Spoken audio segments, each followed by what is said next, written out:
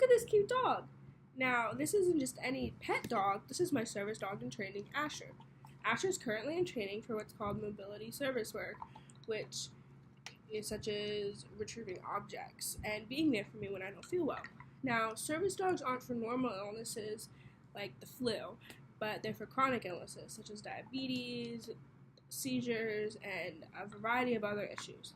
According to Share America, there are approximately 500,000 service dogs currently helping people in the United States. I have a condition called postural orthostatic tachycardia syndrome, or POTS, which affects a lot of different aspects of my life, making simple tasks difficult. Currently, I'm training Asher to retrieve objects, since bending down makes me dizzy. Today, I'm going to tell you 3 things about service dogs: what they can do, how to interact with them, and how I train my dog, Asher. He's very happily chewing her bone. Before I talk about the amazing things that service dogs can do, it's important to understand the difference between a service dog and an emotional support animal.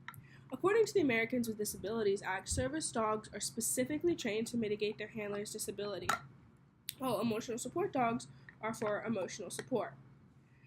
Although a service dog can also be an emotional support animal. While emotional support animals are just for emotional support and they can't come into public spaces, service dogs can. They can follow you anywhere, and there's no reason why a public place cannot let you have your dog with you. Now, there are 2 types of service dogs, psychiatric and physical. A psychiatric service dog is not the same as an emotional support animal. A good example would be a PTSD dog for a veteran. They are specifically trained to interrupt an episode or to help with their disability in some way, because PTSD, for example, can be very debilitating. So now here is a picture of a dog performing deep pressure therapy. The other type of service dog is for a physical disability, such as a guide dog for the blind, a mobility dog, such as Asher, and an alert dog, such as for seizures or blood pressure or something like that. This type of service dog is usually trained to retrieve objects, open doors, and alert to their handler's disability in some way. Well, these dogs are amazing, and seeing them in public is very exciting. When you see a service dog, you do not want to pet it. You wouldn't go up and start petting someone's wheelchair, so no matter how cute they are, do not go up and distract them. Distracting a service dog is a big no-no. That means don't talk to the dog, no kissing faces, and please do not make your child interact with the dog, because that's happened to me before. Always respect what the handler says. Basically, you want to just act as if the dog was a piece of medical equipment, which sounds strange, but in the eyes of the all, that's what they thought of. She wants her bone. I know that sounds harsh, but distracting a service dog can have serious consequences.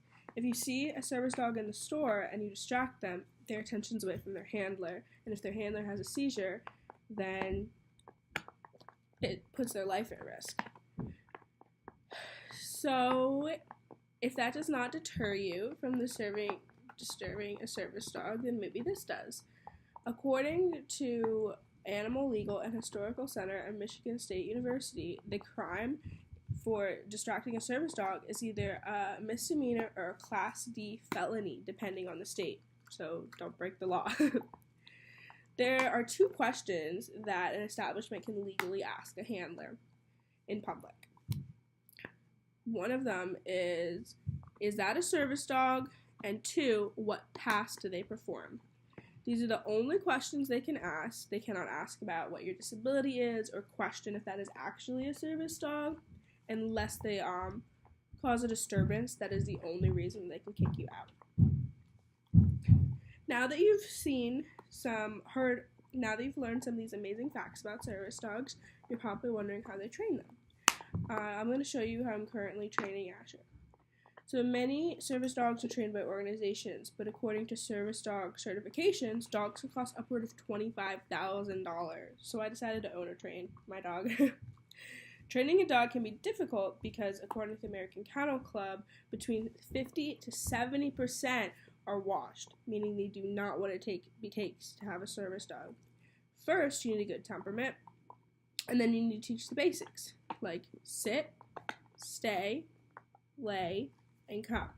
The one basic I had trouble with was teaching Asher how to heel and to not have such a high prey drive, so we hired a trainer. The trainer comes to our house and teaches Asher how to do something, and then they teach me how to continue teaching her to do something. We use the trainer mostly for task training and for heeling. For those of you who do not know what heeling is, it's when the dog is right next to your side with their shoulder against their thigh. They move without being held tightly on the leash. The trainer had us teach Asher this by using turnarounds. So whenever she walks out of the circle that we want her in, we just pull tightly on the leash and she comes back.